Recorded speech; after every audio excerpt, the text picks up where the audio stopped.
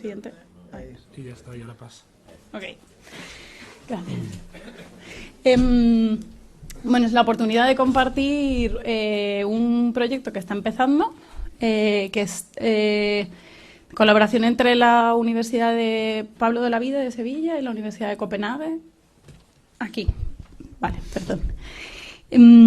Está cofinanciado por es un proyecto, una beca estilo Marie Curie, que está cofinanciado por la Unión Europea mitad y la otra mitad la Junta de Andalucía. Y así que os voy a hablar más allá de Galicia también, vamos a hablar de Madrid y de la Sierra de Guadarrama y la Sierra de Aracena en Huelva. Y nada, entonces mi intención era un poco compartir lo que queremos hacer los próximos 2 años, que creo que tiene mucho que ver con el rural imaginado y con las iniciativas también que se van a compartir hoy aquí. O sea que mi intención era doble, sobre todo, como decía antes, ¿no? Venir a escuchar también y aprender. Y bueno, como por enmarcar un poco primero el de dónde venimos antes de saber a dónde vamos,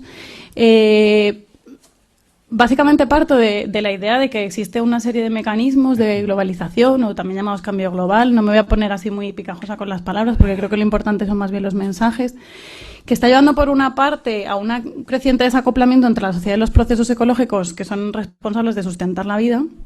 Esto tiene muchas consecuencias. Una de ellas, que es al parecer de las más importantes en nuestro territorio, son los cambios en los usos del suelo, que además pues en nuestro caso en concreto también tiene mucho que ver con 2 tendencias simultáneas pero opuestas, que son el abandono de las zonas menos productivas del medio rural y la intensificación, industrialización, mecanización intensiva sobre todo de las más productivas.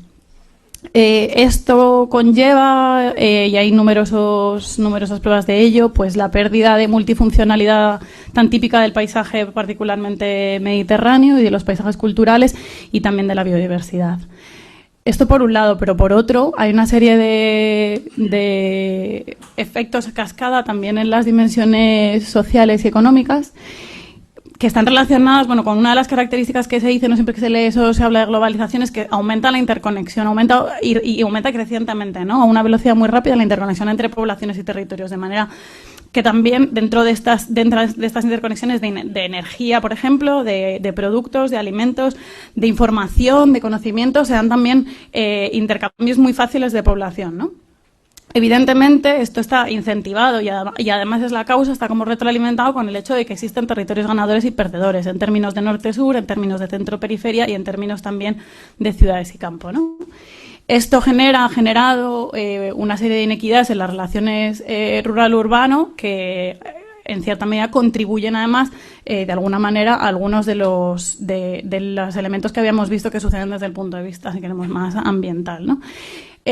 Todo esto lo que hace es enfrentarnos a una serie de retos para la sostenibilidad y la resiliencia socioecológicas. Y ahora iré un poco entrando en qué entiendo por esto. ¿Y por qué? ¿Qué ocurre aquí en nuestra casa? Bueno, pues creo que no es nada para nadie, todos los que estamos en esta sala lo sabemos, ¿no? Bueno, ha habido una terciarización del medio rural por una serie no infinita, pero muy grande de motivos muy complejos en los que no me voy a poner a entrar, pero bueno, básicamente eso ha llevado hasta, sobre todo desde los años 70 aquí en España, una pérdida de empleo en la agricultura y la silvicultura por la industrialización, descenso de la rentabilidad económica en gran parte de las actividades agrarias y forestales, una promoción de un determinado modelo de desarrollo rural también con toda la buena intención del mundo de alguna manera por la diversificación, pero que ha conllevado, pues en cierto modo, eso, la pérdida de las actividades productivas y del sector agroalimentario en favor, pues, por ejemplo, del turismo rural, y eso pues conlleva consecuencias desde el punto de vista socioecológico ambiental, ¿no? Y evidentemente pues ha sido caracterizado por un éxodo del campo a la ciudad en el siglo pasado, que en cambio efectivamente, como bien se ha introducido al principio de esta jornada, pues está un poco, no sé si está cambiando como tendencia, pero desde luego hay una tendencia inversa, que no solamente sucede aquí y no solamente a raíz de la crisis, ¿no? Esto es una de las cosas que muchas veces gente que está en estas iniciativas se queja, oye, que yo antes de que hubiera crisis ya me había ido al campo, ¿no? Yo ya estaba haciendo cosas, que no me ha hecho falta una crisis económica. Bueno, pues sucedía antes, ahora está sucediendo más, y no sucede solo en España, también en Grecia, en Italia, ¿no? En los países más afectados. Uy. Ahí. El campo de repente también es cool, también mola, también hay un montón de artículos así muy más o menos divertidos. Bueno, y lo que subyace es que muchos de esta, o sea, gran parte de esta vuelta al campo está relacionada con el movimiento agroecológico por la soberanía alimentaria, que básicamente lo que viene es a restablecer un modelo de desarrollo rural basado en un modelo de agricultura para la generación de riqueza bajo principios de sostenibilidad fuerte, sostenibilidad socioecológica y multidimensional.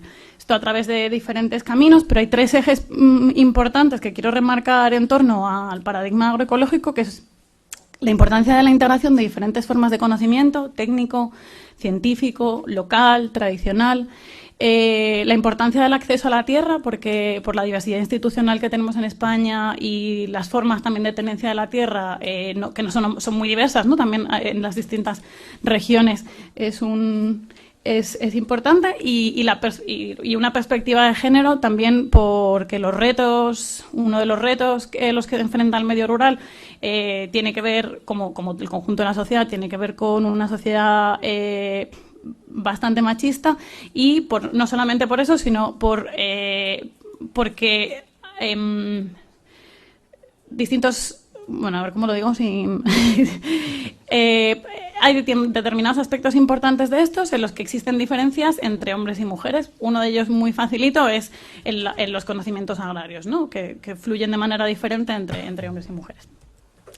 Las motivaciones que subyacen a esto son diversas, no creo que merezca mucho la pena meterse en ellas, pero bueno, pues desde más por disfrute. Donde yo vivía en la Sierra de Guadarrama, mucha gente se va allí porque es un paraíso de la escalada, pero las hay más políticas relacionadas, por ejemplo, con el decrecimiento, ¿no? Con una búsqueda de una calidad de vida a través de satisfactores no materiales, y hay más. Estas son solo algunas, y en cualquier caso están interconectadas. Es decir, que no hay un individuo y una motivación, sino que es un conjunto. Estas iniciativas, además, lo que hacen es que están, y esto creo que es importante, y es una de las cosas que a mí me motiva a trabajar en este ámbito, es que cambian los vínculos entre los campos y las ciudades, ¿no? Pues por la generación de nuevas instituciones, por la transferencia de conocimientos y de tecnologías, por la creación de redes de producción y consumo, ¿no? Bueno, por una serie de cosas. Y por esto, el objetivo general de este proyecto es explorar, a través de una aproximación socioecológica, el papel de estas iniciativas de vuelta al campo, en especial las que están vinculadas al manejo del territorio, de alguna manera, ya sea a través de la producción, a través de la transformación o a través de iniciativas comunitarias, por así decirlo, en la sostenibilidad y la resiliencia socioecológicas. Entonces, ¿qué es una aproximación socioecológica? Es una de las preguntas que así más recibo a menudo. Bueno, pues así súper simplificando, es aquella que intenta de forma interdisciplinar mirar a los sistemas integrados de sociedad dentro de la naturaleza a través de sus múltiples dimensiones: ecológica, ambiental, cultural, social, institucional, política, económica, y por tanto entiende los sistemas como sistemas integrados de sociedad de la naturaleza, que son sistemas complejos, dinámicos, adaptativos, autoorganizados, que tienen propiedades emergentes, que tienen flujos de retroalimentación, como hemos visto al principio, y que tienen umbrales de cambio espaciales y temporales que son claves a la hora de pensar en esto que ahora vamos a ver después, de la resiliencia, ¿no? Ahora vemos qué es lo que entiendo por resiliencia socioecológica. Entonces, bueno, lo que pretendo con el proyecto es mirar a esta dimensión sociocultural, institucional y ecológica de las iniciativas, las nuevas iniciativas rurales. Hay quien las llama también neorurales, hay quien no le gusta nada la palabra neorural. Bueno, y el cuarto es explorar los retos, compromisos, oportunidades y alternativas de estas iniciativas respecto de la sostenibilidad y resiliencia socioecológicas. Esto, como veréis, además se concreta en distintos puntos. En el caso de la dimensión sociocultural, vamos a mirar a cómo son las percepciones y las relaciones entre estas nuevas iniciativas con los habitantes locales de toda la vida, ¿no? O cómo son las redes de intercambio de conocimientos. ¿Quién pone en la red de intercambio de conocimientos determinados conocimientos? ¿Quién los recibe? ¿Cómo fluye? ¿A quién le vas a preguntar si tienes un problema con una plaga? ¿Quién te viene a preguntar si no sabe en qué libro se encuentra no sé qué? ¿Cómo fluyen estas redes de conocimiento? Este es uno de los puntos en los que es más interesante precisamente la perspectiva de género. En la dimensión institucional, cómo institucional entiendo instituciones como todos los arreglos, normas, no solamente institucional formal como el ayuntamiento o el concello o la región, sino institucional en un sentido amplio, formal e informal, cómo son todos estos arreglos desde el punto de vista político-económico, cómo se integran. Ejemplo claro, en las 2 zonas de estudio en las que vamos a mirar hay comunidades de intercambio, monedas alternativas, ¿no? Bueno, pues cómo se integran esas comunidades de intercambio, esas economías paralelas, por así decirlo, en las redes locales. O una cosa que ha pasado en el pueblo donde yo vivía en la Sierra de Madrid es que de repente en 5 años lo que empezó como un grupo de consumo de 5 amigos se convirtió en un grupo de consumo de 30 y tantas personas en una asamblea del 15M y ahora tiene 3 concejales en el ayuntamiento. Esto está pasando, ¿no? ¿Cómo está influyendo esto en los entornos? En la dimensión de la tenencia de la tierra, porque no es igual de fácil acceder a la tierra en función de la historia, ¿no? De la historia agraria, de la historia política de los territorios, y esto condiciona el desarrollo de las iniciativas. Y la última es como la dimensión, bueno, no la última, pero la tercera de estas 3 centrales es la dimensión ecológica, es decir, cómo estas iniciativas están influyendo en los cambios de usos del suelo. El ejemplo que acaba de poner, por ejemplo, Manuel, ¿verdad? Cómo se están revitalizando, se están reutilizando castañares antiguos o de esas que estaban abandonadas están volviendo a poner en producción. Pues cómo está influyendo las huertas, ¿no? Uno de los ejemplos, por ejemplo, en una de las zonas me decían es que las huertas en el 2008 estaban, pues a lo mejor había un 50-60% que estaban abandonadas y ahora casi todo el mundo estaba otra vez utilizando la huerta, ¿no?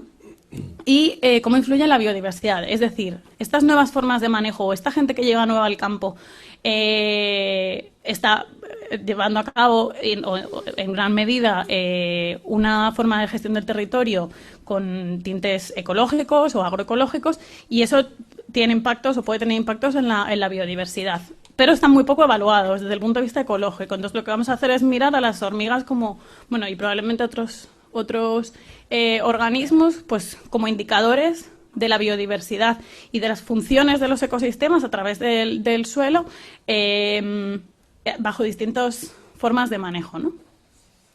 Como veis, la perspectiva de género es un elemento transversal, que bueno, es que sería demasiado largo ponerme pero si a alguien le interesa luego podemos charlar de cómo, porque eso es que es demasiado largo para explicarlo en 15 minutos. Y ahora, la otra de las preguntas es, bueno, pues esta chica ha hablado de resiliencia y lo ponen también en el título de la mesa, pero ¿qué es lo que se entiende por resiliencia? Porque hay muchas formas de entender la resiliencia, y resiliencia ingenieril, psicológica, comunitaria. Bueno, de lo que yo hablo es de la resiliencia socioecológica. Y me gusta mucho esta imagen porque me parece que da muy bien la idea precisamente de la socioecológica, ¿no? Está frente a un temporal, cuando te despeinas y se te vuela el gorro y todo se mueve a tu alrededor. Si tú tienes unas raíces bien puestas, te puedes despeinar y ya no estás peinado, se te puede volar el gorro, pero tú sigues siendo una persona, ¿no? Tienes las raíces.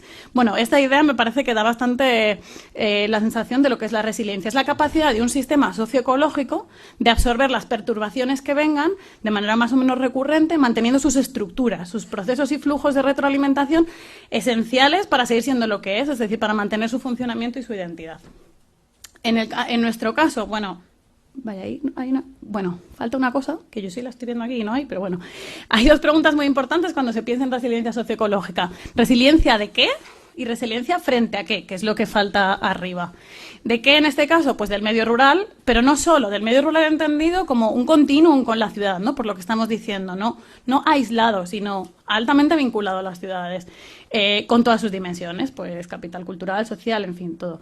¿Y resiliencia frente a qué? Pues frente a una serie de perturbaciones que son desde el propio sistema capitalista a escala global, como las políticas, la política agraria comunitaria, las legislaciones diferentes, la presión de los mercados o las dificultades de relevo generacional, las tensiones como decía antes, por las diferencias de género o las competitividades territoriales por distintos usos, que no es el caso en gran medida en España, pero sucede en algunas situaciones.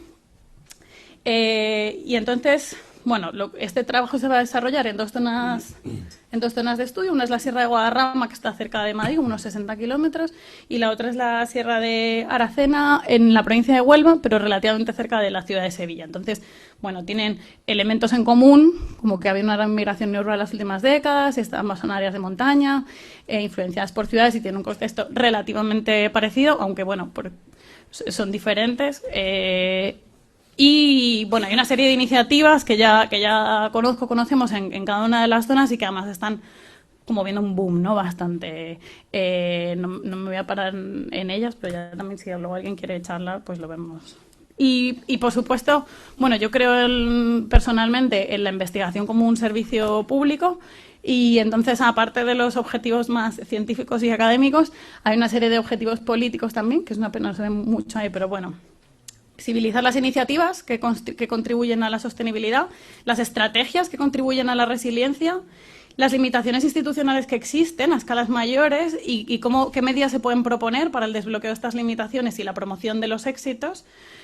Una reflexión, o sea, generar un espacio de debate y de reflexión de forma crítica sobre las influencias y los impactos que estas iniciativas están teniendo en los territorios y los contextos en los que se asientan, incluyendo los posibles conflictos, que los hay, y generar espacios de intercambio también, ¿no? De estas, como este, por ejemplo, ¿no? Pues yo cuando lo vi fue como, esto es fantástico, esto es lo que yo quiero hacer en la Sierra de la Comunidad de Madrid, ¿no? También compartir éxitos y aprender las unas de las otras. Gracias.